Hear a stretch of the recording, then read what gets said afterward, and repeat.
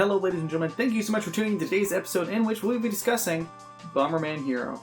You know, it's funny, for the longest time I thought this would be the first Bomberman game that I'd ever talk about, but now the first Bomberman game I ever talked about was Bomberman Blast for the WiiWare, and I came out with that video 5 years ago now, so it's crazy to think that this was ever going to be first. And it's only the second one I've ever talked about. I haven't talked about Bomberman a lot, so I just think that's kind of funny. Anyways, this game's kind of interesting, and I had a lot to say about it, so let's get into it. Bomberman Hero. I bought this game fully intending to review it, but I kept putting it on the back burner for about 8 years. I'm a little bit glad of that though, because my opinions on this game have changed fairly dramatically since I first played it here and there. This game is very much unlike Bomberman 64 and the Second Attack for that matter. That's despite releasing right between the two games. Those games generally stick to some more Bomberman ideas, as Second Attack is a sequel to Bomberman 64, and Bomberman 64 takes after more of the classic Bomberman style. You have a top-down view of the area and place bombs that can be kicked or explode on the spot. You use this to defeat enemies and make your way past puzzles till the game ends. That actually is a fairly traditional Bomberman style, with just significantly more freedom of movement, not on a pseudo-grid like before, while also emphasizing problem solving rather than just pure Bomberman skill gameplay. This is Bomberman Hero though, which is totally different. And I'm actually being serious about that. This game is an action platformer. If I had to speculate a little bit, this happened because Bomberman 64 came out and did well, and Hudson figured that they should just make more. And they had a game struggling in development already, Ultra Bonk. So they reworked it into another Bomberman game for the faster turnaround. 1997, Bomberman 64. 1998, Bomberman Hero. 1999, Bomberman The Second Attack. I don't know this for certain, but if I had to guess, one team worked on Bomberman 64 and Second Attack, and probably took roughly the same amount of time to get those two games put together. Then you have this other team that was developing Ultra Bonk that just plopped this game in the middle, and they managed to get 3 Bomberman games out for the console that way. But as I mentioned before, the gameplay is pretty different. You have a diorama-type view of the world Bomberman resides in, and very little camera control. You can shift it side to side or even look from a higher angle, but you can't even do that when you're moving, so it's nearly useless. Heck, let's talk about moving. Why not? It's weird. Like, really weird. It takes a long time to get used to it, and that was sort of my biggest initial complaint with the game, but it's not actually bad. It doesn't seem like it's super hard to control, it's just not like anything I've really seen before. This game takes advantage of the control stick and offers a perfect 360-degree movement, which is good. It doesn't just click into the usual 8 directions. You would think that all that control would make for the movement being a bit smoother, and it does. Here's the biggest thing about platformers though, the one thing they all really have to get right, the jump. And yeah, you can jump in this game. Like I said, it's a platformer. Can't really have a platformer without jumping after all. Actually, Bomberman's jump works fine, and his movement works pretty good as well. It's when you combine these two things that things get really weird. Bomberman holds momentum in a most peculiar way. You cannot try to control him like Mario or Banjo or even Rocket. You have to figure out how to control him. When he runs and builds up speed and then jumps, you can actually maintain some control over him, but that control can be negated by how you land. See, when you decide to turn around when you land or something, he has to slide and then pick up his momentum, and he does not stay where he landed in the process of doing so. So this will lead to many pretty unfair feeling deaths. After you've had a few sessions with the game though, you really do start to get a feel for this oddball movement system, and it becomes pretty much a non-issue. It may sound pretty game-breaking, and really at first it kind of is. You can't easily get used to the control right away, but when you do, it makes sense and it isn't actually a hindrance anymore. So the question is, should you bother trying to get used to the wonky controls? Is it fun? Is it worth playing? Well, let's see. Yes, and no, and yes. When I play older games, and really any video game for that matter, I make it a point not to use the guide unless I'm playing with a friend and just don't want to waste their time or anything. And I like to try and get through the game totally on its own ability to explain itself. Many older games don't do that very well, but that doesn't mean that proper game design principles didn't apply.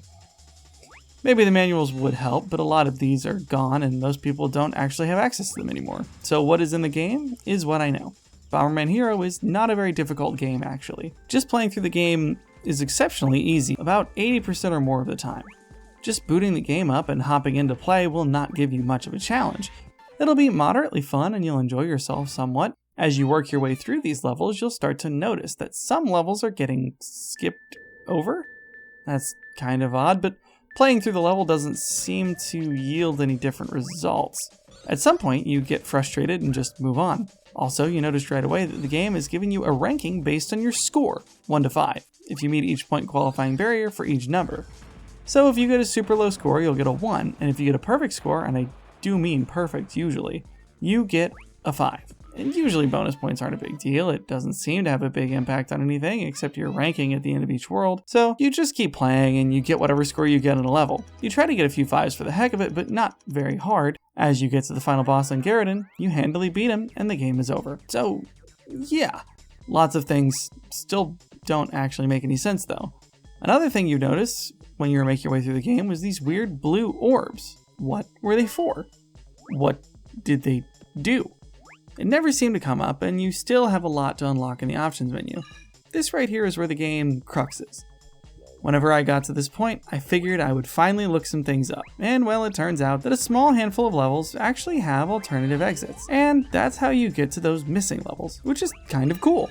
Those collectibles we've been seeing are called attic bombs, and yes, you do need them to beat the game, just like you need the cards in Bomberman N64. It's a huge beginner's trap. You have to collect all the white cards to get the real ending of that game, and in this game you have to collect all of the attic bombs, which is actually not that big a deal. They aren't exceptionally well hidden. The only problem is that you have one other thing to do. You have to get a score of 5 on every single level of the game. When overviewing the game for the first time, that doesn't seem so bad. There are only 4 worlds initially, but as soon as you click the first world, you'll see that each world is divided into areas.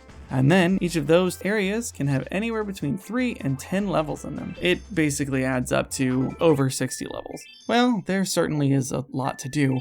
The game doesn't really skimp on content, but what it does skimp on are directions. Once you're aware that you have to get a perfect score on a given level, you have to go back and do that, which theoretically could mean playing through every single level in the game again. You also have to grab all the attic bombs. Except, all of a sudden your health bar is increased inexplicably. Well, how'd that happen? Is it possible to make it happen again? Why is that there? Well, let's talk about the non-attic bomb collectibles. First, just like the normal Bomberman games, you have this bomb power-up that lets you use more bombs at a time. Then you have this explosion power-up that increases the radius of each bomb's blast. You also have health pickups and lives, assorted power-ups such as a glove that lets you throw further and basically a flak jacket to protect you from your own bomb explosions. Because yes, you can blow yourself up, just like normal Bomberman. Then you have these gems that seem to serve no other purpose but to increase your score. You have a counter in the bottom left that presumably when 100 is reached, you'll get an extra life. Lives are actually hard to come by, so that's kind of nice. You keep collecting them while you try to get all 5s. After a few levels, you get 100.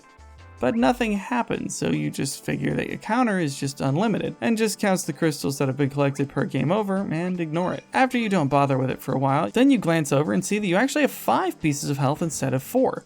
What the crystals actually do is increase your health by 1 point every 200 on the counter, up to a total of 8 health points if you include your starting 4. And no, you don't actually even get an extra life, so you can die more. So now you actually know the game's mechanics, even though by now you've already beaten it. But when you turn off the system or game over, your lives and your gained health all reset. If you want to beat the more difficult boss fights in the 5-star time limit, that means you have to get 800 crystals again, so you can essentially tank them. It just takes a really long time to get those extra health points. Here's the deal with this game. Going in and knowing all this information will make it a much better game, but you shouldn't have to have all this knowledge already. The game has cutscenes and could have at any point explained at least one of these things. It just doesn't tell you its mechanics that well. If you go through the game and don't move on until you have a 5 in each level and you know that you're supposed to find the attic bombs ahead of time, I think this game would be a lot of fun, but when you have to go back and do all that for the real ending, it takes all of this extra time that feels like it'll never end. Really, if you want, you can just do what I did and power through the entire game, which in its own right is pretty long, and just take the normal ending, which is actually not that bad. It doesn't even really do a bad ending thing for not doing any of the extra stuff, but it's not exactly the true ending of the game, so it's pretty mediocre in that way. The best way to play it is with a guide on hand if you can't seem to figure out what to do as you're playing through the whole game, because then you'll have to add hours to your playtime. The game gives you some interesting unlockables, and that's actually pretty neat. You have to go to the options to access them. The game looks fairly typical for a third-party N64 game. Bomberman itself actually does look pretty darn good, but the environment and enemies look pretty meh, which is somewhat understandable because they fit within the simplistic style that it seems like they were intentionally going for. Occasionally, at very odd times, frames will drop, but they don't have much of an effect on gameplay. They don't affect momentum or button inputs or anything like that, and it's fairly excusable. If there's one thing that any person who's aware of this game to some extent does know though, it's that this game has pretty boppin' music. It's very fun and weird, and some tracks even reminding me of something you might hear in Earthbound, but with a quicker pace. In fact, thinking about it, it also reminds me of the Mega Man music. The music is a lot of fun and makes the sound test unlock a pretty good one. If you do get everything to complete the game and beat the story, you'll unlock all of the unlockables and the last world. This world's actually pretty easy. It's just 2 more levels and a new boss fight.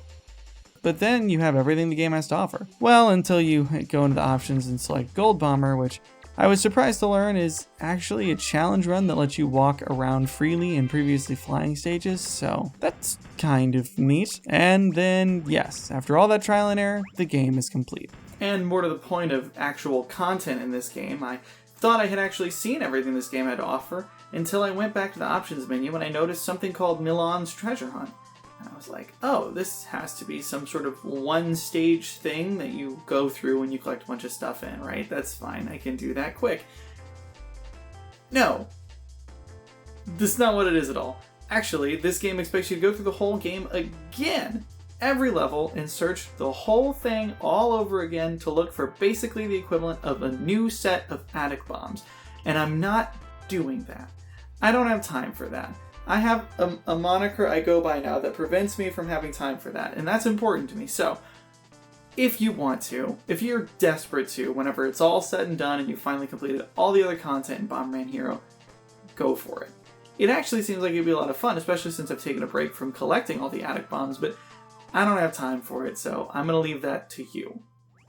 Let's review. The physics are a bit wonky. When you equip yourself the right way before you play it, it's actually a lot of fun.